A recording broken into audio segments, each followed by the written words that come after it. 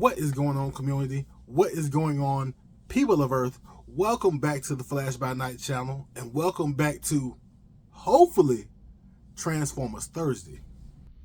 Nope, we didn't make it.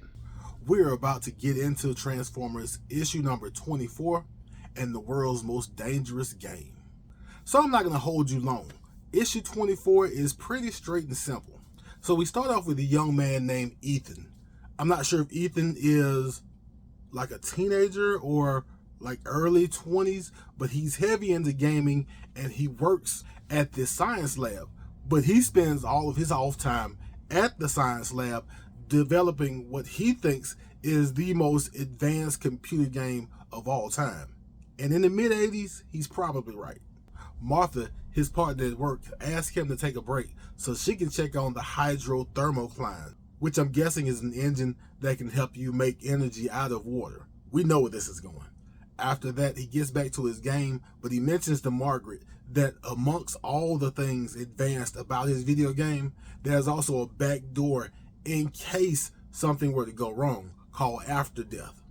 Meanwhile, Optimus is back on base doing his favorite thing, hanging out in the med bay, but he's getting this cerebro chip removed from his head.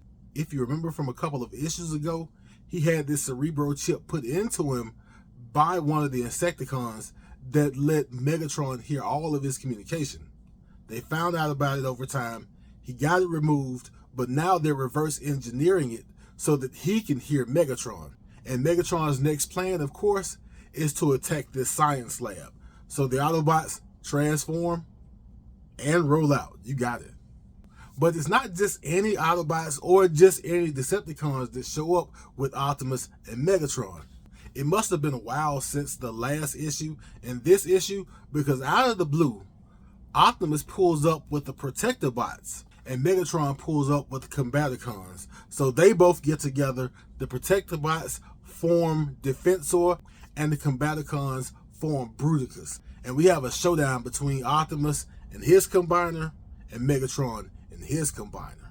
There is a bit of concern on both sides to how much this fight is going to affect or destroy this science lab that Optimus wants to protect, and Megatron knows that his energy source is inside. And here comes Ethan running out, because there's always a human running out in the battlefield. But after a couple of threats and after some back and forth with Optimus Prime and Megatron, Ethan comes up with an idea. He can hook both Optimus and Megatron up to the video game, have them square off there, and cause 0 damage. Of course, if Megatron wins, he gets the hydrothermocline, and if Optimus wins, he doesn't. But Megatron wants to raise the stakes. Whoever loses dies. So the deal with the game is that Optimus and the Protectobots, Megatron, and the Combaticons are all hooked up to this game, and there is an environment that they all have to go through and survive. The Combaticons and the Protectobots can kill each other in the game, but it won't affect them. It's only Optimus and Megatron who have to survive the game. There's already an explosive rigged in both of their heads and a joystick, and whoever loses gets their joystick button pushed, and boom. And then Optimus gives the Protectobots special instructions. Even though the game is not real, it's a virtual game, there are quote-unquote living creatures in the game, and the Autobots are not to harm any of the living creatures, even though it is a game. That's kind of Optimus's code of honor, you know? We get a few pages of the Protectobots and Combaticons fighting each other, trying to kill each other. We even get one page of the Protectobots risking themselves to save some of this virtual life inside of the game. And in the end, it's Optimus and Defensor versus Megatron, as the Combaticons have been taken out one by one. And in a funny piece of art, you get a couple of panels of Megatron in real life choking the Combaticons because they lost. Back inside the game, you get Defensor making a smart move where he and Megatron are on a bridge, and he takes the bridge out so that he and Megatron can fall to their doom, because Defensor is not going to be hurt in real life, only Megatron. But in true Megatron fashion, he found out about the after death back door into the game. And when Optimus thinks he won, Megatron pops up behind him with a second life, shoots Optimus in the back.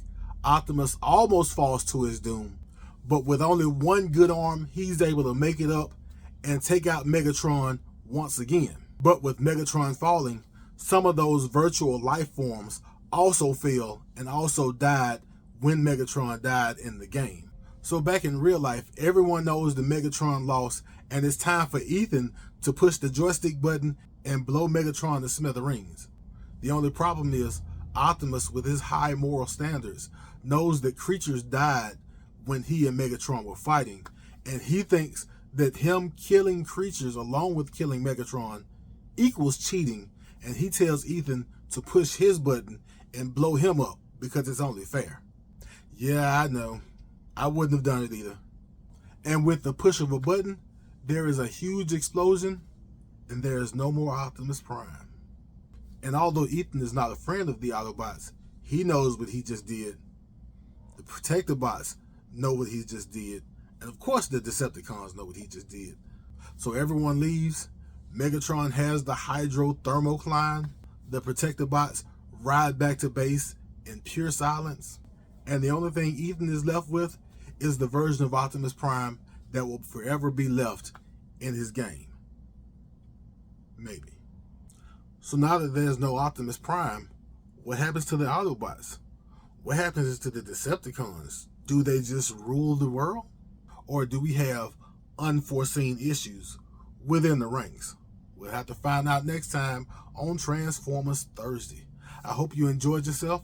I hope you saw something you liked. If you did enjoy yourself, go ahead and hit that like button. And if you want to keep up with me, keeping up with the Transformers, hit that subscribe button, hit the notification bell. Of course, feel free to leave comments. And as we always do at this time, love yourself, love others, and I will be back in a flash.